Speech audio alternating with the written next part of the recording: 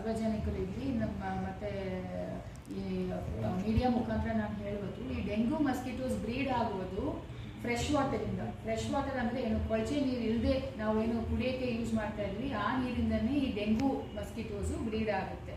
ಈಗ ಏನಾಗ್ತಾ ಇದೆ, ಕೆಲವೊಂದು ಮನೆಗಳಲ್ಲಿ ಅವರು ಸ್ಟೋರ್ ಮಾಡಿ ಇಟ್ಕೊಳ್ತಾರೆ ಕುಡಿಯೋ ನೀರು, ಅದರಿಂದನೇ ಬ್ರೀಡ್ ಆಗಿ ನಮಗೆ ಹರಡ್ತಾ ಇದೆ ಒಂದು.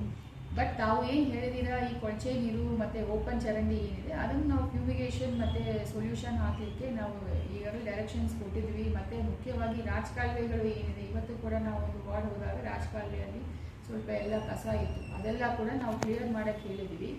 ಈಗ ನಾವು ಏನು ಕುಡಿಯೋ ನೀರು ಎಲ್ಲಿ ಸ್ಟೋರ್ ಮಾಡಿದ್ದೀವಿ ಅಲ್ಲಿ ನಮಗೆ ಒಂದು ಅಬೇಟ್ ಅಂತ ಒಂದು ಸೊಲ್ಯೂಷನ್ ಬರುತ್ತೆ, ಅದನ್ನು ಗ್ರಾಮ ಪಂಚಾಯತ್ ವತಿಯಿಂದ ಅಥವಾ ಮಹಾನಗರ ಪಾಲಿಕೆಯಿಂದ ಹಾಕ್ಲಿಕ್ಕೆ ಬಂದಾಗ ಸಾರ್ವಜನಿಕರು ಸಹಕಾರ ಕೊಡಬೇಕು.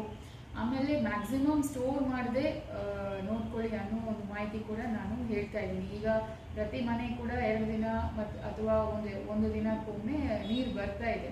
ಸೊ ಯಾರು ಆತಂಕದಿಂದ ಸ್ಟೋರ್ ಮಾಡಿ ಮತ್ತು ಅಲ್ಲಿಂದ ನಮಗೆ ಡೆಂಗು ಅನ್ನು ಬರಬಾರ್ದು. ಮತ್ತು ಈಗ ನಮಗೆ ಹೇಮಾವತಿ ನೀರು ಕೂಡ ನಿನ್ನೆ ತಿಪ್ಟೂರಿಗೆ 245 PM ರೀಚ್ ಆಗಿದೆ.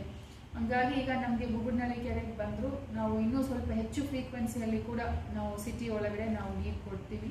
ಸೊ ಹಂಗಾಗಿ ಸ್ಟೋರ್ ಮಾಡೋದನ್ನು ಕಡಿಮೆ ಮಾಡ್ಬೋದು. ಹಂಗೆ ಸ್ಟೋರ್ ಮಾಡಿದ್ರು ವಾರಕ್ಕೊಮ್ಮೆ ಅದನ್ನು ಪೂರ್ತಿ ಖಾಲಿ ಮಾಡಿಸಿ ಡ್ರೈ ಡೇ ಅಂತ ಫ್ರೈಡೇ ಅನ್ನು ನಾವು ಘೋಷಣೆ ಮಾಡಿದ್ವಿ. ಫ್ರೈಡೇ ಎಲ್ಲನೂ ಕ್ಲೀನ್ ಮಾಡಿಸಿ ಆಮೇಲೆ ಬೇಕಾದರೆ ಸ್ಟೋರ್ ಮಾಡ್ಕೊಳ್ಳಿ ಅನ್ನೋ ಒಂದು ಮಾತು. ಮೇಡಮ್, ಈ ಗುಣಶ್ರೀ ಕೇಸ್ ಬಿಟ್ಟು ಬೇರೆ ಏನಾದರೂ ಸಿವಿಯರ್ ಕೇಸಸ್ ಇದೆಯಾ ಮೇಡಮ್, ಐಸಿಯುನಲ್ಲಿರುವಂಥದ್ದು? ಈಗ ನಿನ್ನೆ ನೈಟ್ ನನಗೆ